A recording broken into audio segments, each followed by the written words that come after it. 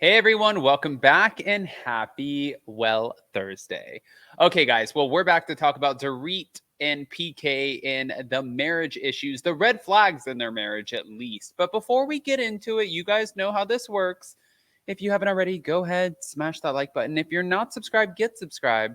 Don't forget to hit that notification bell. And if you guys did not catch our live recap with Kiki from the Talk of Shame for the Real Housewives of Beverly Hills, then definitely go back and recatch it because it was so good. And I'm going on Radio Andy with her today, so catch that as well.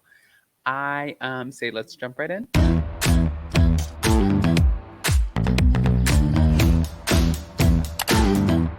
Cause no one can do it like we do it, like we do it, like we do it. Cause no one can do it like we do it, like we do it, like we do it. All right, guys. So we are back to talk about Dorit and PK, and this came out from realityt.com. But I was kind of shocked by what they said, to be honest with you. The Real Housewives of Beverly Hills couple first met in 2011 when both Dorit and PK lived in New York City, and they happened upon one another through mutual friends while eating out at a restaurant. Dorit, being Dorit, played hard to get and turned down PK's advances, but in 2015, the couple tied the knot at the famous Rainbow Room, with Boy George even performing in the ceremony. However, many thought the relationship was doomed from the start, noting multiple red flags. Okay, so what's funny about this is I actually worked at the Rainbow Room, and so did Jason, and a lot of people don't know this. I had to go through like 7 interviews, and when you do that at the Rockefeller Center, you have to go, they're like, okay, we're going to send you to floor 4. You go through an interview, then they're like, we're sending you to floor 17. You go through another interview, we're sending you to floor 22. A third interview, and then floor whatever. But what happened was they asked me to do a wine knowledge where I was tasting the wine, and they're like, what notes do you get? And I was like, I get notes of a nice white wine. And they're like, no, oaky. Do you get hints of mint? Do you get hints of... I was like, no, girl, I get hints of drunk.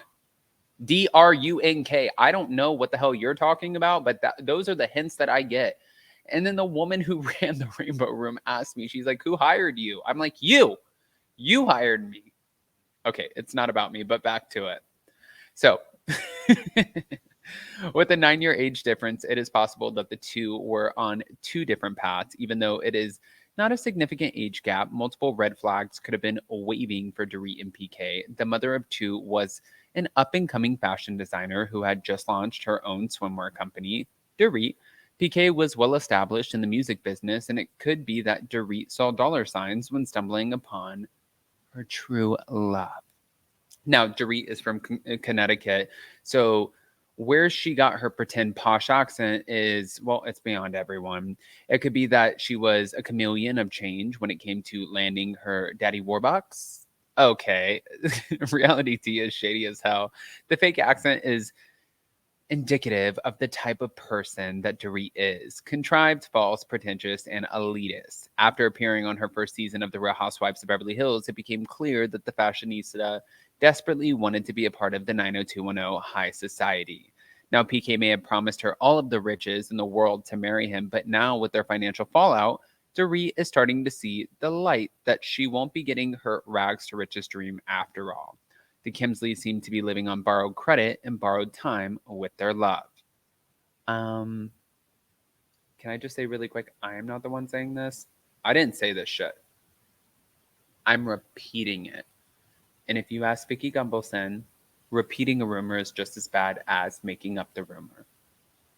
But I didn't say it, so I'm taking only half the credit of repeating the rumor as opposed to saying the rumor. I didn't say the rumor. I repeated the rumor. Okay? But back to it. Dorit had one hell of a year after dealing with armed intruders in her family home, and she shared with viewers that she pleaded for her life, and that helped the robbers take all of her valuable items. But PK was away in London during the time of the break-in and never seemed to understand just what his wife experienced fully.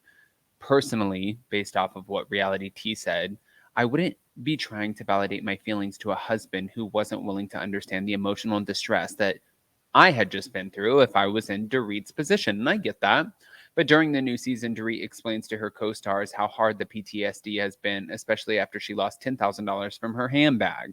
Dorit stated that she has always been the girl that soldiers on. That's who I am. That's who PK knows. And it was a year that I needed him the most. I didn't feel supported enough, and I didn't feel as connected. But seeing a husband not pull his weight when it comes to the Real Housewives franchise isn't too unbelievable. However, Dorit has made it perfectly clear that she is not hired help and needs her husband to step up. During the premiere episode, Dorit noted in a confessional, I need help from PK with the kids, with the house, with work, with schedules. I need him to step up and say, I'm going to take care of this. That's not his personality, so I'm going to have to work on him being able to help me, which is going to take more out of me, and I'm not sure I'll ever get there. Now, you could tell Dorit was emotionally exhausted from being the workhorse and is at her wits' end when it comes to a lazy husband. This is a huge red flag since it shows Dorit that she is capable of doing everything on her own. What does she need PK for then? The money part of it. I mean, I think that's fair. There have been rumors that the couple are currently living separate lives, which doesn't bode well for their marriage. But recently, PK was spotted with a new woman, and the drama even had Sutton Strack talking about it in the season premiere. Sutton revealed the only thing that I've ever heard about PK and Dorit was the night that PK got pulled over for a DUI. He may have or may not have had a woman in the car with him. PK has also been spotted not wearing his wedding ring and living in a hotel. So clearly there are red flags, but also to be fair, they had the police report, and the police report said that PK was alone in this situation. So I think that this is kind of, I think that you have to kind of take this with a grain of salt. Now, getting back to it, for PK and also for Dorit, it's an unfortunate situation, right? You don't want to see anyone who has a marriage and has so much to lose have their life completely just dismantled. That's not something that you want.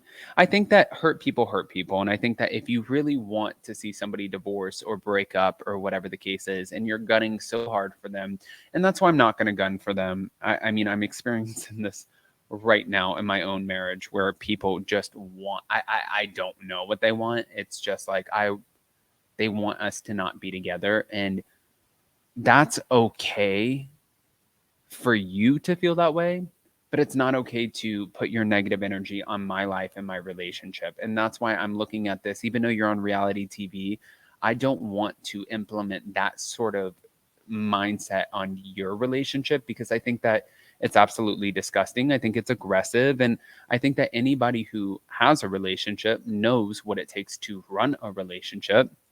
And it's not the easiest thing at all times. You know, you can have the love, you can have the family, you can have the money, you can not have the money, you can have everything from ups and downs, but as long as you have each other, you know, that should be enough. But then when you have outside influences who are constantly trying to taint everything that you have and sort of portray this false image for you, then that's when it becomes a little bit more chaotic because you're like, what do I say against that? I can say that they're liars. I can say that they're wrong. But then now you have to decipher as a viewer whether or not they're telling the truth and I'm lying in order to protect my relationship, or that they're lying because they're jealous, disgusting, vile, and gross because they're jealous of my relationship. What do you do? I don't know. And that's where I'm at with this. So I want to hear what your guys' thoughts are. Go ahead and comment below. Smash that like button. Show some love. Do you think Dorit and PK will make it? I'm going to make this a poll. Smash that like button. Again, we'll see you next time. Love you.